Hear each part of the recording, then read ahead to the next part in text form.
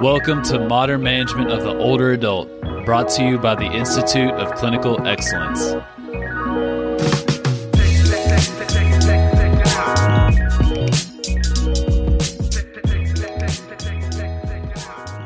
Welcome to the PT on Ice Daily Show, brought to you by the Institute of Clinical Excellence. My name is Dr. Jeff Musgrave, Doctor of Physical Therapy, proudly serving in the Older Adult Division. So we love to talk about things like hope. Hope can be a very powerful tool for our patients, especially if they don't know what is possible for their recovery. But hope without a plan is an empty promise. If we don't have a plan to intervene, if we don't have a plan to assess, then we're really giving our patients an empty promise. So the title of this podcast, Frailty, Hope is Not a Strategy. We want to use simple tools to intervene and then use what we know works. So hope plus a strategy is very powerful, team. So if you're not familiar with frailty in general, there are multiple types of frailty that is discussed in the literature. We're going to be focusing on Freed's physical phenotypes of frailties because it's very simple and it's very relatable to us as rehab professionals. Oftentimes, if you're treating older adults, you're already treating people that are somewhere on the frailty spectrum. But what we don't all know is how to assess for it. So step one, if we're going to fight back against frailty, is we have to know how big this problem is for the patient that's in front of us. A 2017 study found that 80% of older adults coming through an acute setting were either frail or pre-frail at admission. When we look at the literature surrounding frailty, if you are frail or you are pre-frail, your risk of hospitalization goes up dramatically. Your quality of life measures go down. The amount of time that you spend healthy and robust goes down dramatically. So getting a baseline measurement of where someone is on their frailty status is paramount if we're going to intervene. So the 5 phenotypes or things that we're looking at to determine if someone is physically frail. We're looking at weakness. We're looking at fatigue or lethargy. We're looking at slowed gait speed. We're looking at low physical activity. And unintentional weight loss. So of those 5 phenotypes, you can see those are things that we can easily measure.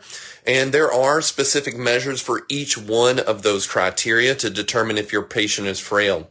If they have one of those on board, which most of our older adults, if they're seeking care, do, then they are at least pre-frail. They're in the pre-frail stage. If they have 3 or more of those on board, then they are fully physically frail and likely to have a poor health outcome. The reality is there are simpler tools instead of going phenotype by phenotype with a assessment tool. One that we like to use in the older adult division is a short physical performance battery. So we love the short physical performance battery, not because it's the be-all end-all and it will tell you everything you need to know, but when it comes to assessing for frailty, you can do this 5-minute test and figure out if someone is frail or not. So it's very simple. There are 3 static balance measures. We've got feet together, semi-tandem, full tandem for 10 seconds. So you've got about a minute wrapped up there. Then we've got a repeated chair stand test.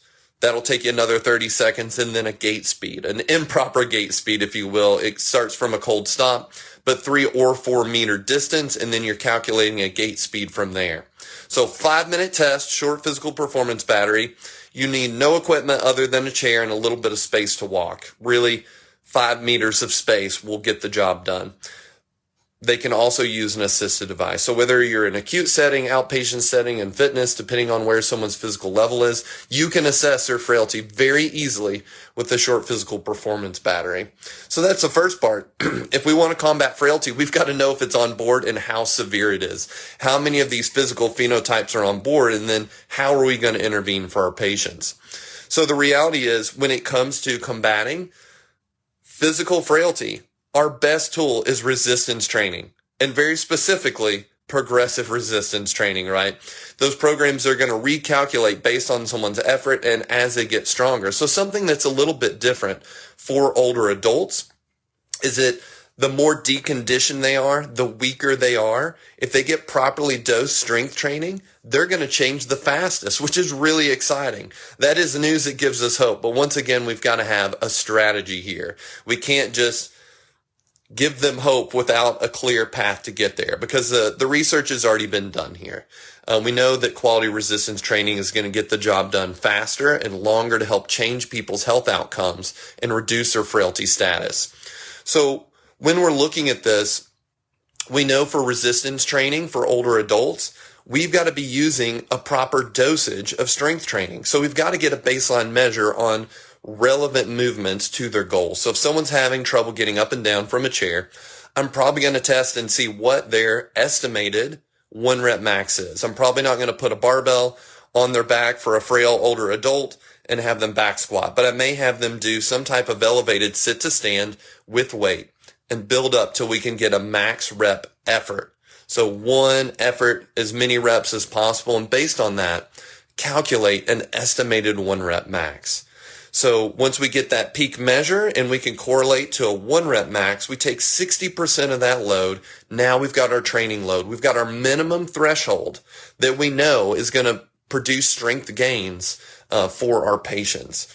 So in the context of rehab, there is no better strategy than using a REMOM.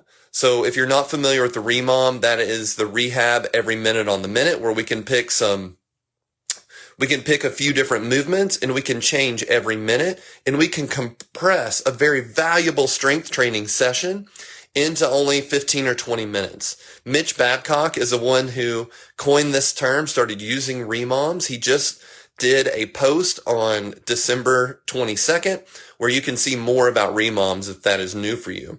But REMOMs are really helpful because what are our biggest barriers when it's time to intervene? Usually time and compliance. So the time thing is completely eliminated when we use a REMOM because we're controlling the time, we're controlling the rest. The other benefit of using a REMOM is that we also control the intensity. When we reduce the rest time or control the rest time, we can get a cardiovascular response while we're doing strength training. So you can get more done in the same amount of time. That's one of the most beautiful things about REMOMs.